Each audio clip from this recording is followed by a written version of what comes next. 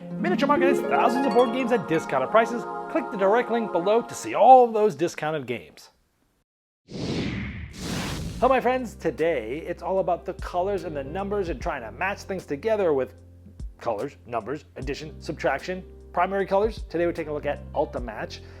This is a new little cooperative card game from Fireside Games. Let me show you how it's played. I'll see you on the other side.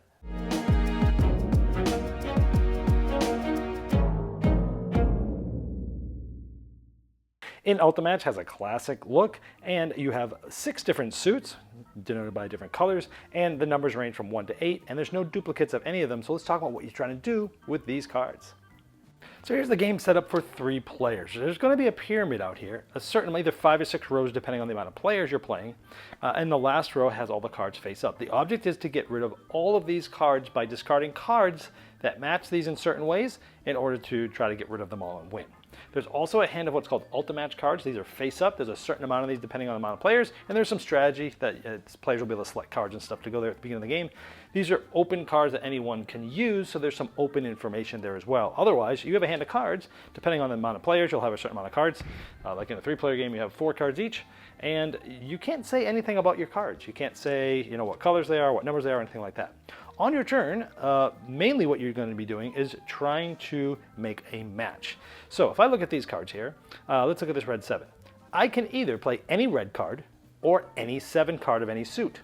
So I could say play a red 1 because this red matches this red, it's gone. Or I could play this blue 7 because the 7 matches the 7 and it's gone. So you're trying to figure out what to do. So let's do this. Let's use this. We discard this and we discard this. Okay. Let's say the next player comes up and let's say that they decide to play this purple 6 and they're going to take out the yellow 6 because you can match number or color. Now that it unlocks this card, it flips over and people now know what else we need to work on. You can also add and subtract cards. Now in this case, you're using more than one card, which isn't as efficient. Like let's say we really want to get rid of this red 6 and I don't have a red, I don't have any 6s, but I do have a 1. I could take this 1 and this 5 up here, or either 5, add them together. 5 plus 1 is 6, discard this, and this gets discarded because it's a 6, and then we flip this up just like that. Now let's show you another sort of inefficient example. Let's say I want to get rid of this blue 1 really bad. I don't have a blue, I don't have a 1, but I do have a 3 and a 2. Instead of adding numbers together, you could subtract them. 3 minus 2 is 1. I get rid of 2 cards, and this lets me get rid of this card, and now we go like this, and we're working our way up the pyramid. Now you might notice that some of these cards have different letters on there, and this says that yellow and red make orange. Just like we saw earlier, like a purple card, blue and red makes purple, and up here in the Ultimatch, Ultra hand, blue and yellow makes green. So in this case, this is a 4 of orange, yellow and red makes orange. Let's say I play a yellow and red. That is a 3 and a 7. Now if I subtract this, 7 minus 3 is 4, so I've got the number matched. Colors, yellow and red, I match this here. This is known as an Ultimatch. When you do an Ultimatch, not only do you discard this card, but there is a draw pile of cards. And when you Ultimatch, you get to actually take 2 of these. You decide which one to keep in your hand, and you decide which other one you add to the Ulta hand that everyone can see. Usually you want to place the one in there that more people can use because it's better open information. You can't really talk about your own hand. Now, these are not the only cards that you can Ultimatch. You can Ultimatch a primary color as well. For example, a blue 3. I could put down a blue 2 and a blue 1, add them together. As long as they're both blue and they're both the same color, boom. We could throw our 2 cards out, get rid of this, and do an Ultimatch. This yellow 4. Maybe we do a yellow 7 and a yellow 3. Subtract the 7 from the 3, they're both yellow, we have the number, we have the color, Ultimatch. That is pretty much the game. You are trying to flip up everything, get things discarded, get to the last card, flip it up, and be able to discard it to win, otherwise you've lost. One of the finer points is that on your turn, before you make a match, people can try to trade a card with you. They can put a card face down, they can't say anything about the card, they can just make gestures and noises and stuff like, ooh, take this, but multiple players can do it if they want to. That person can take this card and give them a card back if they want to, but they're not forced to. Then you're making the match, then you're moving the match, revealing the pyramid cards, and you're possibly getting rewards. Now, if you cannot make a match, you must pass. Now, if you can make a match, you must. But if you can't, you must pass and draw a card. If everyone successively has to pass, that's a way that the game ends and you lose. All right, so let me tell you what I liked about the game. First, I liked the classic look. It kind of looks like some of those like older sort of 80s games when I was growing up. It looks like a game that could have been around forever and you wouldn't really even know it. So it has that sort of classic look and feel to it. I like that you're trying to be most efficient as possible. You're looking at this, you're looking at your hand, you're looking at the Alta hand, you're going, I could play any 5 here or any blue. Okay, well, what else do we know? What other cards do I see out there? What other cards are in the Alta hand? What other cards are flipped up in the pyramid? What other cards do I remember that were played earlier? So you're trying to be most efficient to leave yourself the most opportunities later. You're trying to leave yourself as many options as possible. So it's like, okay, well, I've got 2 green cards. If I get rid of this green card to do the green one, I at least still have 1 left over.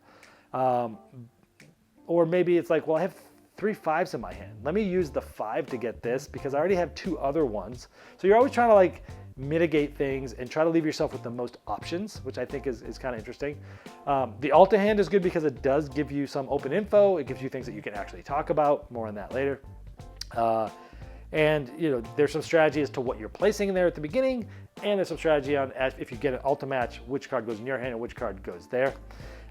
Creating that Ultimatch, it's huge because it's what gains you. It's the only way you gain cards. Otherwise, you're playing a card and you're slowly dwindling out your hand. Your options are getting less and less. It's getting harder and harder. The only way to gain cards is to do an Ultimatch. But to do an Ultimatch, you're basically spending 2 cards to gain 1 back. And then 1 of the Alta hand. Now, granted, some of your Alta matches can come from the Alta cards. So, right, you might actually only be losing 1 card from your hand, getting 1 card back, putting 1 there. That's really good if you can do that. Spend 2 cards, 1 from the Alta hand, 1 from your hand, gain 2 back, 1 of the Alta, and then you're like even.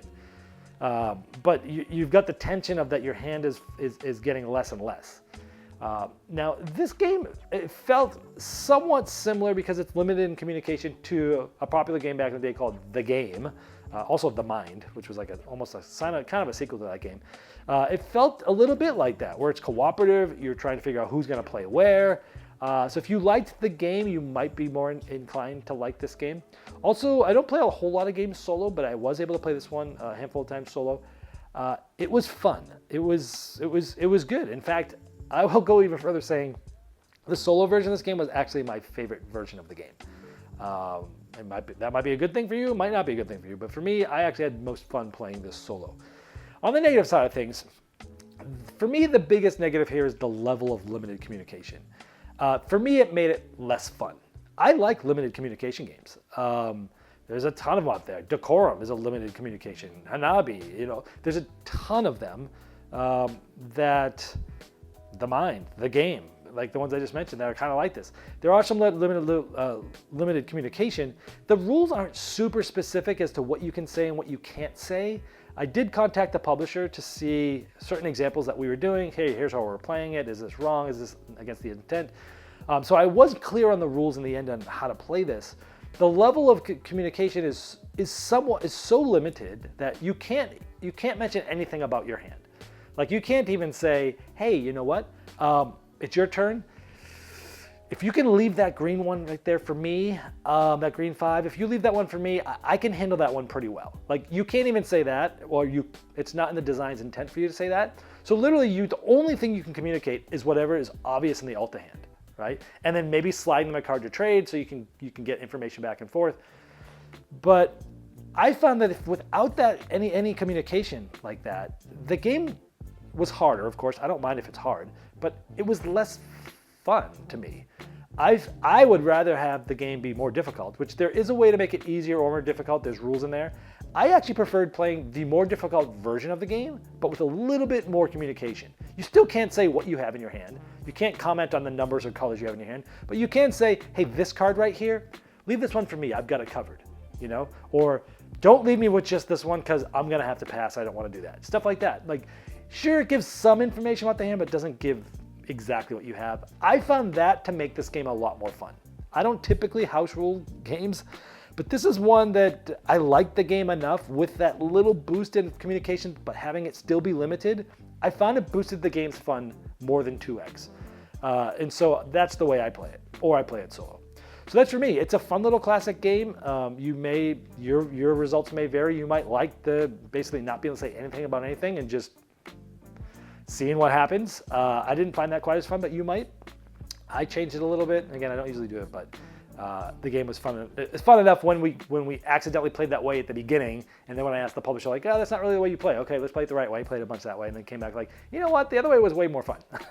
Anyway, a good, fun, quick little game that is Ultimatch. This has been a Game Boy Geek, breaking down barriers, growing relationships with board games, and helping you on the next one you love.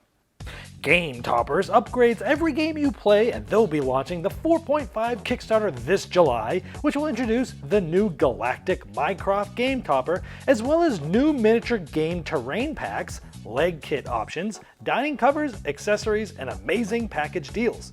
Game Toppers will be at the Origins Game Fair in Columbus, Ohio, June 19th to 23rd at booth C2119, where some of these new items will be demoed, so stop by there or check them out at GameToppersLLC.com.